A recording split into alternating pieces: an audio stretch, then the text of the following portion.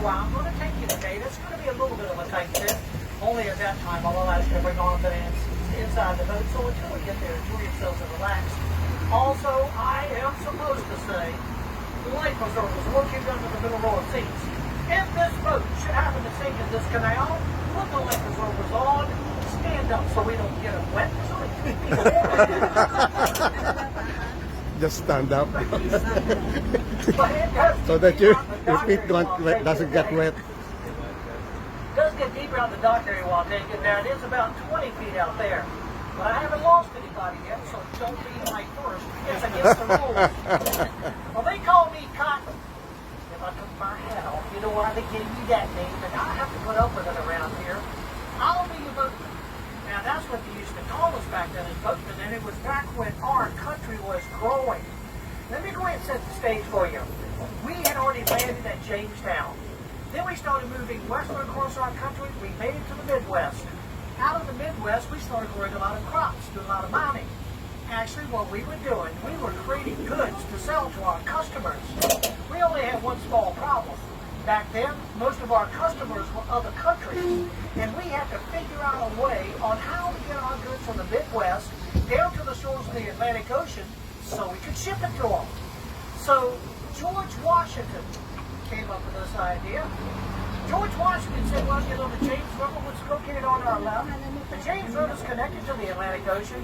All we'd have to do is dig some canals. We could run those canals all the way up to the Canal River, which is located now in West Virginia. Then from there, take them out to the Ohio, then all over to the Mississippi.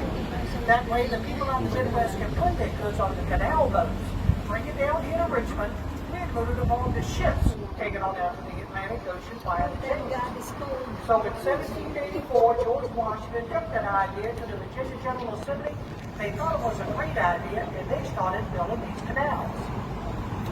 Well, by about 1789, they already completed several miles of the canals heading westward on the other side of Richmond. Y'all got to keep in mind, this was 1789. So they were building these canals with picks and shovels. Then by 1790, they opened up the Great Basin. Now, the Great Basin was a large man-made body of water that was located where the James Center and the Omni Hotel that sits today up there on Carey Street. In fact, the Great Basin ran from about 8th Street to about 11th Street, running along Carey and back towards River to Canal Street. That's where all the canal boats would meet to load and unload cargo and pick up passengers to take them westward. But we still weren't connected to the James River yet.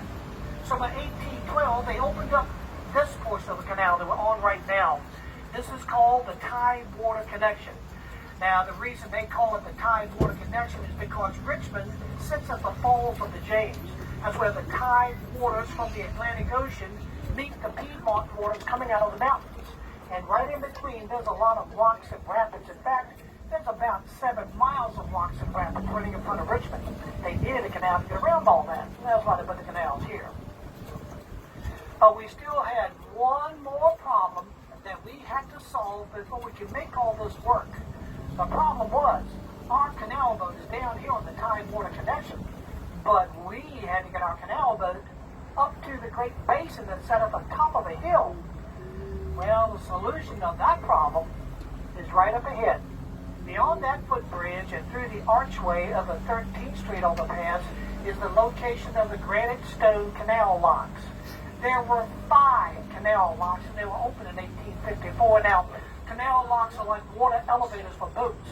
They were rectangular rooms with doors on each end, one room higher than the next room. You drive your boat into the first room, they close the doors, go down the water to the maximum water level of the second room. And you continue that step-by-step process until you reach your destination. Because the destination of the canal boats is right up there on the right where we see the Wells Fargo building and the Omni Hotel. That's where the canal boats had to go because that was the location of the Great Basin. But in 1974, they had to destroy locks 1, 2, and 3 to make room for the downtown expressway. They called that progress. But locks 4 and 5 up there, in fact, the lock that we're facing right now looks like a rectangular roll with that white water splashing in front of it. That's lock number 5. Directly behind it, and of course a little bit higher, is lock number 4. But when they destroy locks 1, 2, and 3, They were wise enough to keep the stones. These are the stones that we use around the tops of the canal and along the edges. These are the stones to the 1854 canal locks. Don't worry, I'm not going to make y'all duck. Where you see those white water splashing in front of lock number 5, that's coming from the Haxel mill race. A mill race is like a speedway for water. It was used to turn water wheels, because that was the location of the Haxel Crenshaw flour mill, one of the largest flour mills in North America. Another larger located here is called the Gallagher. Now, the reason these flour mills are so popular is because they use a special strain of wheat that could only be grown in the Shenandoah Valley. This strain of wheat resisted insects and moisture decay, which means they could make flour and ship it around the world without it going bad. So right from this area, they opened up world shipping. They shipped in other goods like coal and oil, Virginia tobacco. Ships would come back in from other countries like Argentina and Australia and Brazil and England, bringing back in their goods.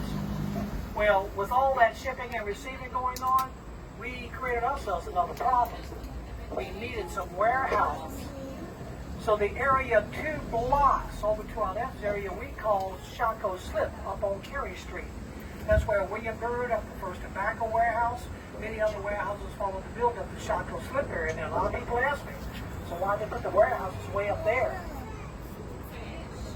Well, if y'all are ever up at the Omni Hotel and you wonder why you can walk from a new area like the Omni and go right across the street into an old area like Shaco Slip up on Carey Street, it's because Shaco Slip is right at the edge of the Great Basin where all the canal boats would meet to load and unload their cargo.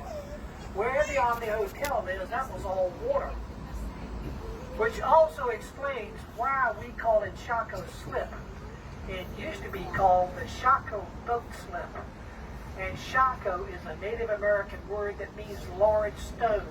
There was actually a large flat stone being used by the Native Americans and the colonists as a fishing wharf around 16th Street on Shaco Creek.